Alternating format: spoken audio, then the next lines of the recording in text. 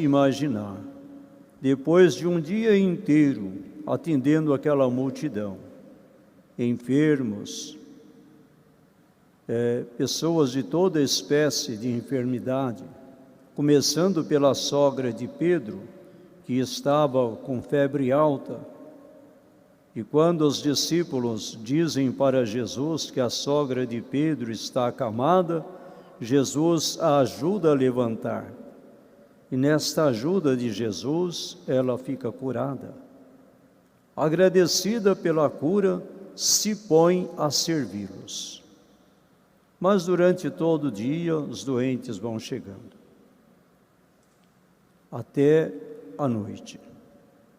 Jesus certamente descansou um pouquinho, e ainda de madrugada, conforme o apóstolo São Marcos nos diz, ainda estava escuro, ele sai e vai sozinho para um lugar deserto, fazer as suas orações.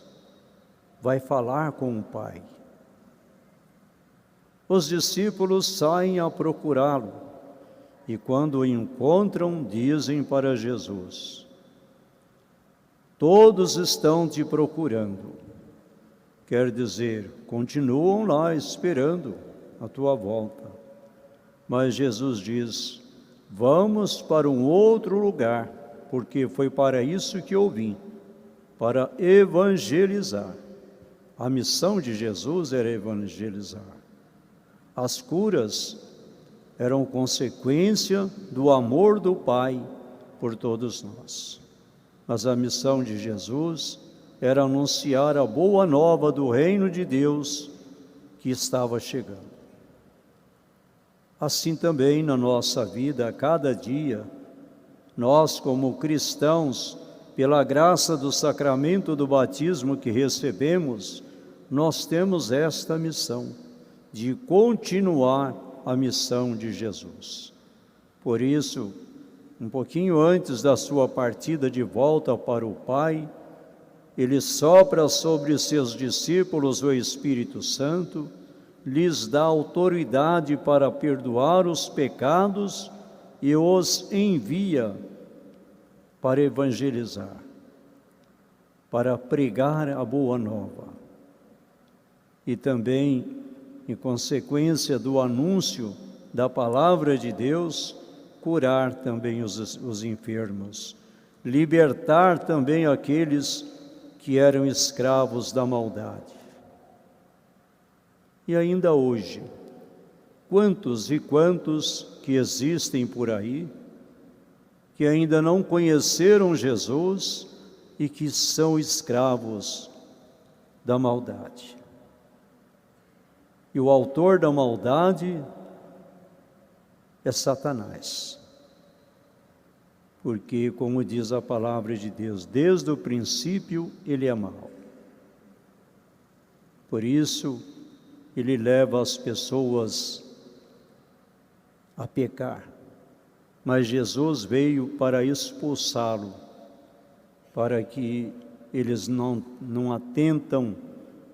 venham a atentar mais as pessoas e estas possam ter uma vida digna na presença de Deus, trilhar um caminho de santidade. Portanto, Jesus nos ensina que devemos orar, devemos estar em oração, para não cairmos na tentação. Qual é a tentação do nosso século? Qual é a tentação do nosso tempo? Quem é o maligno que rouba a graça de falarmos com Deus em nossas orações? Será o celular? Será os meios de comunicação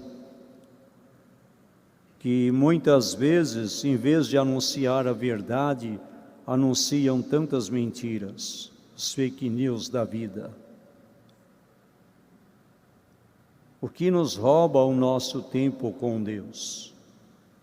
Nós, como cristãos, devemos pensar, refletir, meditar. Quanto tempo eu tiro todos os dias para fazer as minhas orações? Quanto tempo eu tiro do dia para meditar na palavra de Deus?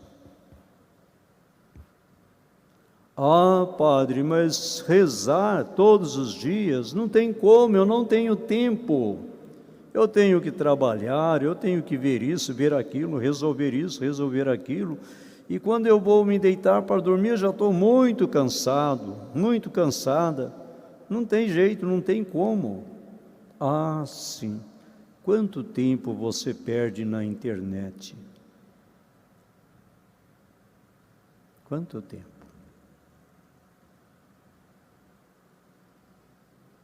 Antigamente, no princípio, no tempo do início da história da salvação, tinha o deus dos pagãos chamado Baal, né? Que quando se convertiam ao Deus de Israel, eles se renunciavam ao Baal para adorar o Deus único e verdadeiro, o Deus de Israel. E hoje, que somos cristãos e muitas vezes perdemos o fio da ninhada, muitas vezes deixamos de adorar a Deus para adorar um instrumento de meio de comunicação, que é muito bom, tem suas vantagens. Mas como eu estou tirando vantagem nessa realidade? Estou utilizando para praticar o bem, para ajudar os nossos irmãos? Estou utilizando para comunicar, para enviar uma palavra amiga de conforto, de ânimo, para um irmão nosso, de nossa comunidade que se encontra enfermo, que se encontra debilitado, que talvez você já não vê há algum tempo na igreja, em consequência da sua enfermidade? Como estamos usando esse instrumento de comunicação? Ou será que eu utilizo para aquilo que possa me levar a se contaminar e a ter uma atitude como os habitantes de Sodoma e Gomorra, que viviam uma sexualidade desenfreada? Porque hoje muita gente, muitas vezes dizem: meu grande pecado é que eu entro nos sites de pornografia e sem querer eu acabo caindo, acabo cometendo pecado. Sem querer como? O aparelho se liga sozinho, o aparelho se sintoniza naquilo que você quer pela tua curiosidade sozinho. Não é os teus dedinhos, a tua cabeça que te direciona para que você encontre aquilo que você quer? Como que foi sem querer?